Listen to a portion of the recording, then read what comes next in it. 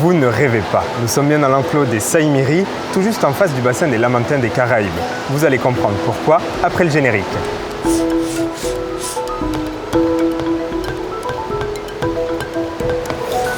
Au sommaire de cet épisode estival, la pesée d'un nouveau-né, le suivi de notre bébé encore plus petit, le sauvetage de 5 félins issus de trafic et, pour finir, les mots de Florent sur Beauval et son développement durable. On commence tout de suite à l'abri des regards autour du bassin médical des Lamantins.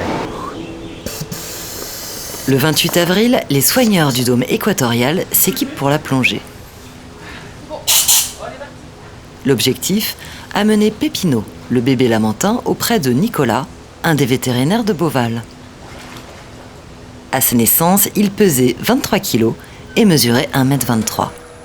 10 jours plus tard, il est nécessaire de le peser à nouveau, de le pucer et de réaliser un bilan sanguin pour s'assurer du bon déroulement de sa croissance. Voilà. Ok, très bien. On fait la pesée ? Ouais. La balance indique 22 kg, soit 1 kg de moins qu'au premier jour. Mais rien d'inquiétant pour Nicolas. Là, il est en forme. C'est un petit qui est assez petit par rapport à d'autres petits qu'on a déjà eu par le passé. Donc, on va continuer de le suivre. On va refaire une pesée dans une semaine pour être sûr qu'il croit bien. Pépino a, depuis cette fin avril, continué de grandir et de grossir. Et cela sous le regard attendri des visiteurs. On continue dans les coulisses du dôme avec Noé et une minuscule tortue géante d'Aldabra. Dara n'a qu'une semaine et 3 jours lorsque Noé la mesure pour la 2e fois. Elle pèse 55,3 grammes. À l'âge adulte, une tortue d'Aldabra peut peser jusqu'à 170 kg environ. Je vais mesurer le dos. 7 cm, tout rond. Et pour le plastron, 5,9 cm. C'est la 2e naissance de cette espèce au zoo, parce que du coup on a eu les 12 premières qui sont nées l'année dernière.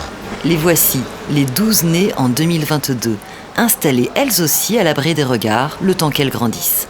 Ces naissances sont un espoir pour les acteurs de la conservation. Menacée dans son habitat naturel, la tortue géante d'Aldabra est particulièrement difficile à reproduire en parc zoologique. Aussi est-ce une vraie réussite pour les soigneurs du dôme. En attendant de les voir en vrai, vous pouvez toujours rendre visite à leur papa, le fameux table basse. À Beauval, plus de 900 bébés ont vu le jour en 2022. Véritable espace de conservation, le zooparc est aussi un refuge pour des animaux issus de saisie. Explication tout de suite en images. Fin mai 2023, 4 cervales et un caracal sont amenés à Beauval. Les 5 félidés ont été saisis quelques mois auparavant par les autorités. Bonjour. T'as fait bonne route ? Très bien, ouais, merci. Bonjour à tous. Et pris en charge en urgence par l'association Tonga Terre d'accueil. Les cervales, le mâle est super calme, les femelles crachent quoi. Après ils attaquent pas. Donc nous on récupère les animaux, parfois ils sont dans des mauvais états. On en a récupéré qui étaient élevés au Babybel, à l'avocat. Enfin c'est totalement aberrant, la personne refusait de lui donner de la viande, donc l'animal n'avait que ça à manger.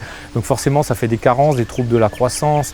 Le commerce illégal d'animaux sauvages est considéré comme l'une des activités les plus lucratives au monde, derrière le trafic de drogue, d'armes et d'êtres humains.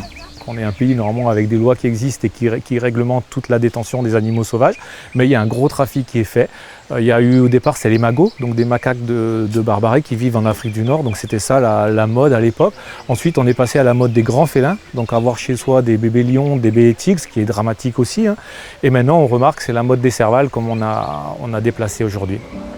Beauval, grâce à son essor incroyable, possède les infrastructures qui permettent d'accueillir ces animaux maltraités. Je vais voir si elle veut aller avec Mowgli, ça m'arrangerait. Parce que le trafic d'espèces sauvages est une menace directe pour la biodiversité, Beauval a déjà accueilli plus d'une centaine d'animaux. On sait qu'ici, il n'y a aucun souci, ils seront très bien et on a entièrement confiance au parc de Beauval pour s'en occuper et leur offrir une belle retraite. Et ça, c'est l'accomplissement de notre action, c'est magnifique. Si Beauval est impliqué dans la défense des espèces maltraitées, son engagement en faveur de la biodiversité passe également par un faisceau d'actions de développement durable, notamment la phytoépuration. Florent est le plus habilité pour nous en parler.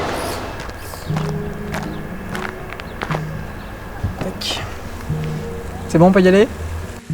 Parfait. Ah, c'est magnifique ça. On voit des petites fleurs, des petites abeilles. C'est quoi la phytoépuration, Florent ? Alors phytoépuration, le mot c'est filtration par les plantes du coup. L'objectif c'est de récupérer une eau qui est sale, donc là en l'occurrence l'eau du bassin de la Grande Volière, qui arrive sur cette station de phytoépuration, qui va passer par différents bassins avec différents végétaux qui vont travailler chacun sur des paramètres de l'eau bien distincts. Et ensuite, cette eau, après nettoyage, elle retourne dans la volière.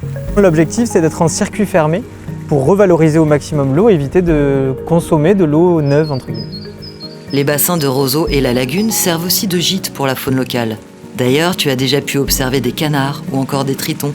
Et dernièrement, c'est l'arrivée d'une nouvelle espèce qui t'a surpris. Exactement, c'est l'arrivée des bébés renards qui sont venus mettre leurs pattes au milieu des roseaux.